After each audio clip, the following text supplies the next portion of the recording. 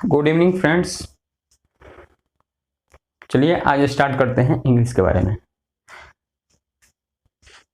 जैसे कि आप लोग जानते हैं कि हर व्यक्ति का जन्म होता है कभी ना कभी किसी ना किसी समय। ठीक उसी प्रकार इंग्लिश का भी क्या हुआ है, एक ना एक दिन जन्म हुआ है। उसी के बारे में आज हमें पढ़ना है कि इंग्लिश का जन्म कैसे हुआ, कैसे इंग्लिश हमारे समाज में आया। तो चलिए आज पढ़ते हैं इंग्लिश के बारे में।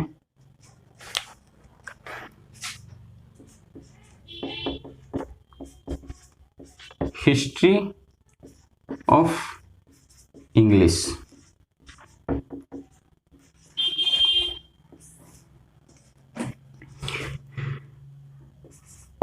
एडी का फुल फॉर्म होता है एनो डोमिनी।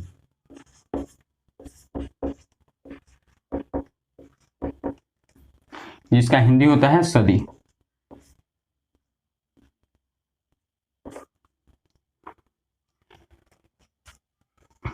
एडी वैसे ईसा मसीह के जन्म के बाद के जो समय होता है उसको हम एडी से सूचित करते हैं।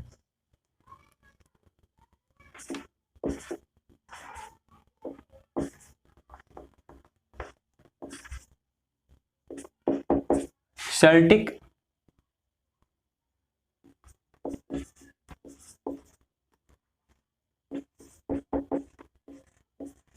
रीजनल, जिसका हिंदी होता है क्षेत्रीय।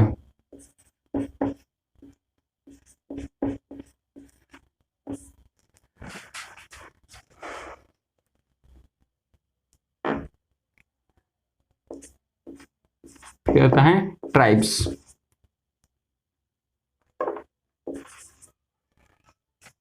ट्राइब्स का हिंदी होता है जनजातीय।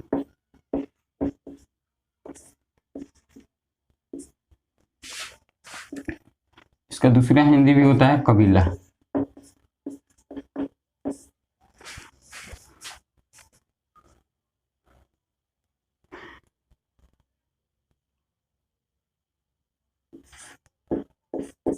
यूके, यूके का फुल फॉर्म होता है United Kingdom. United Kingdom.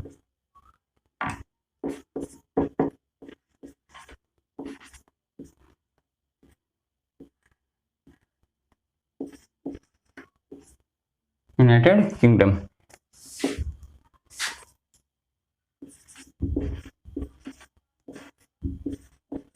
England, Scotland,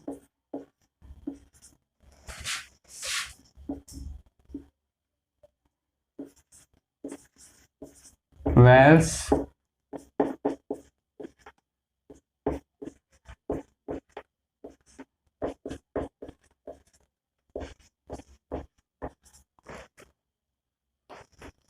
England, Scotland, Wales, Northern Ireland, ये चारों यूके के अंदर आते हैं।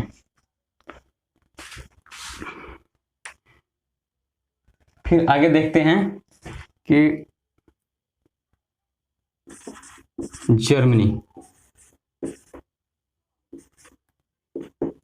इस जर्मनी का पुराना नाम है, इसको नया नाम बदल के रख दिया गया है जर्मनी।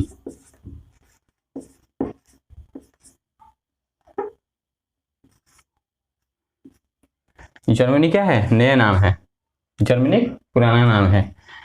जर्मनी के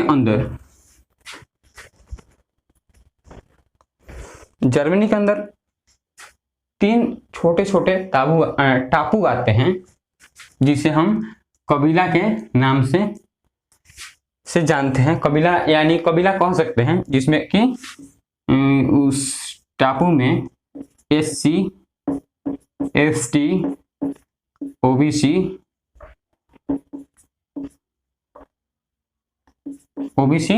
रहते थे। उसमें मतलब पिछड़े जाति के लोग वहां उसमें रहते थे। कहाँ पे?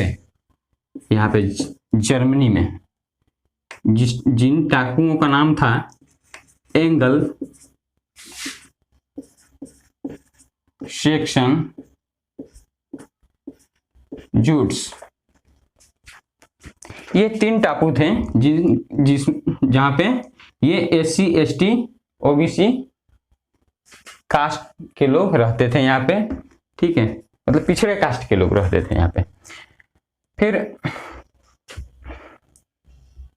ये एक दिन की बात है कि एंगल, सेक्सन, जूट्स, इन तीनों ने आपस में विचार विमर्श किया। किस लिए विचार विमर्श किया? इंग्लैंड के ऊपर आक्रमण करने के लिए, अटैक करने के लिए। एक दिन की बात है कि ये तीनों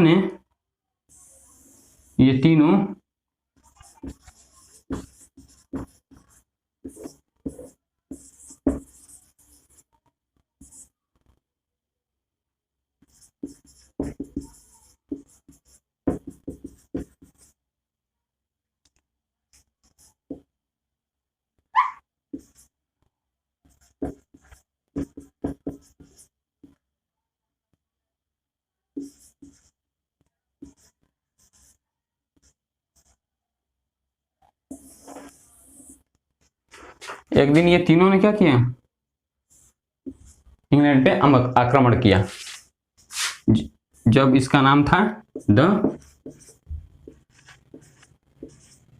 ग्रेट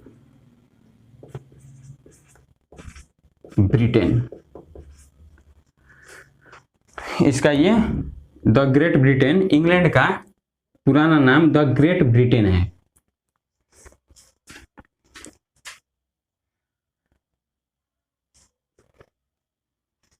ये तीनों मिलकर यहां पे क्या किए? अटैक किए, ठीक है। तो जब अटैक किए ये तीनों ने मिलकर इस पर अटैक किए, तो वहां जब अटैक किए तो इसमें ये जूट्स मारा गया, ध्वस्त हो गया जूट्स, ठीक है। फिर ये दोनों बचे जब एंगल सेक्शन, तो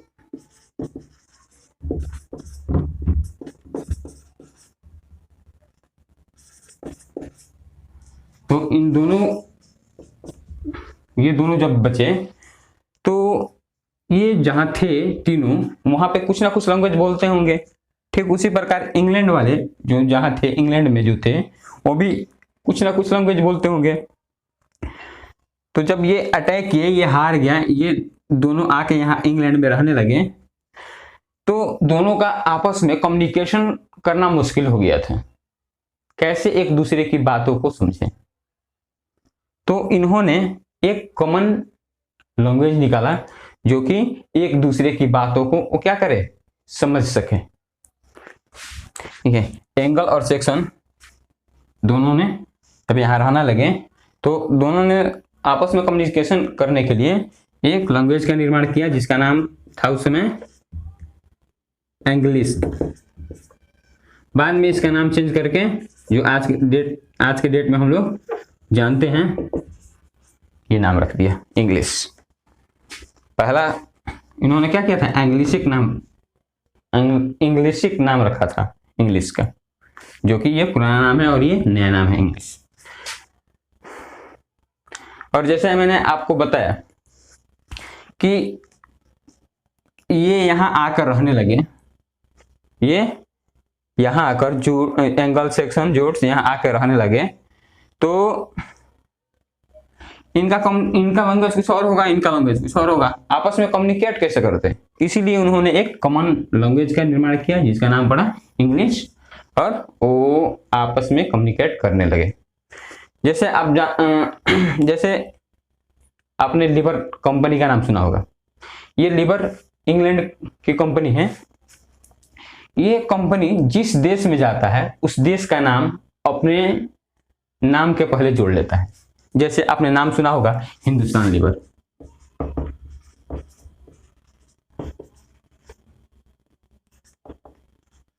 हिंदुस्तान लिवर। अगर ये पाकिस्तान में जाएगा तो नाम रख देगा पाकिस्तान लिवर, नेपाल में जाएगा नेपाल लिवर। मतलब जिस देश में जाता है उसका ये क्या करता है, अपने कंपनी के नाम के पहले उस देश का नाम रख देता है। ठीक उसी प्रकार इंग्लिश भी एक ऐसा लैंग्वेज है, जिस देश में जाता है वहां का कुछ ना कुछ चीजें क्या करता है, चुरा लेता है। इंडिया में आया, आप लोगों ने देखा होगा हिंदी वर्ड बहुत सारा इंग्लिश में है, संस्कृत के वर्ड बहुत सारे इंग्लिश में जुड़े हुए हैं, ठीक है। तो ऐसे इंग्लिश इंग्लिश जिस देश में जाता है उस देश का नकल कर लेता है, कोई ना कोई शब्द नकल कर लेगा, अपने में जोड़ लेता है, आ जाता है उसके अंदर। स्टार्टिंग कब से हुआ? जैसे इसको 3 भागों में डिवाइड किया गया है, 3 पार्ट में। ओल्ड इंग्लिश का एज रहा एडी 449 ईस्वी से लेके एडी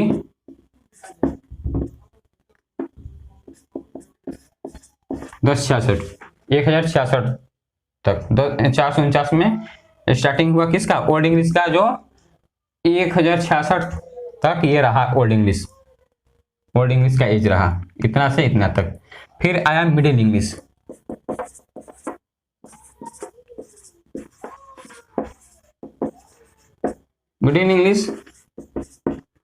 जब मिडिल इंग्लिश आया तो उस समय इसका एज था 1150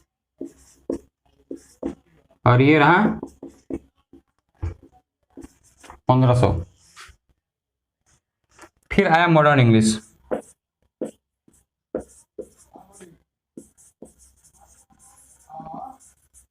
मॉडर्न इंग्लिश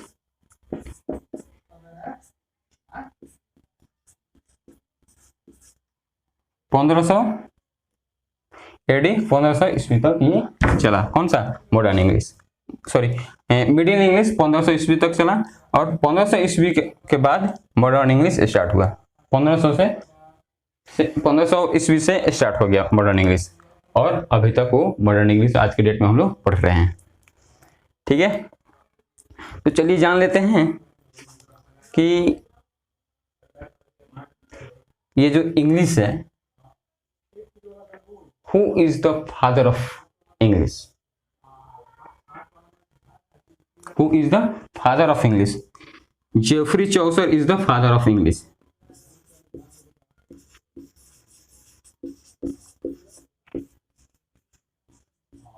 जेफरी चौसर क्या है?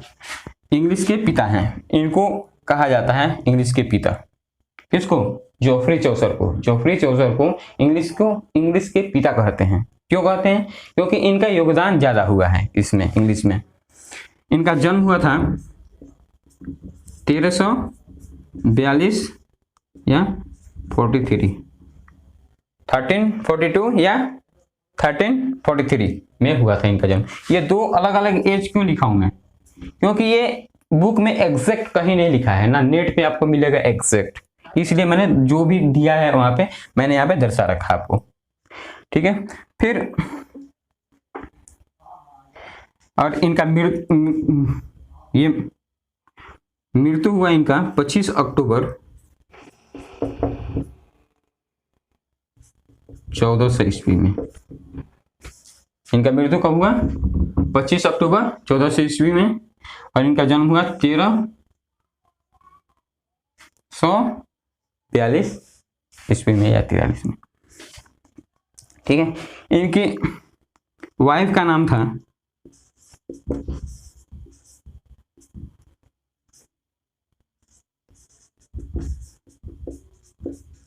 Philippa road. इनकी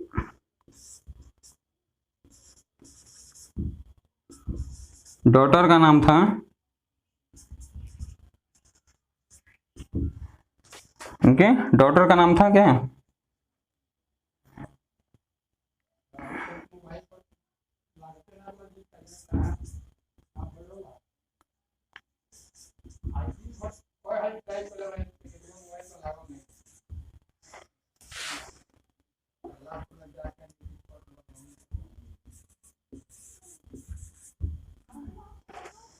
इनकी डॉटर का नाम क्या था? एलिजाबेथ चौसर।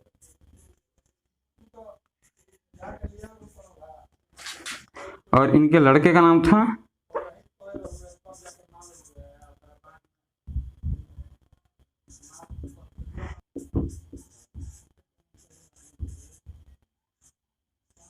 थॉमस चौसर।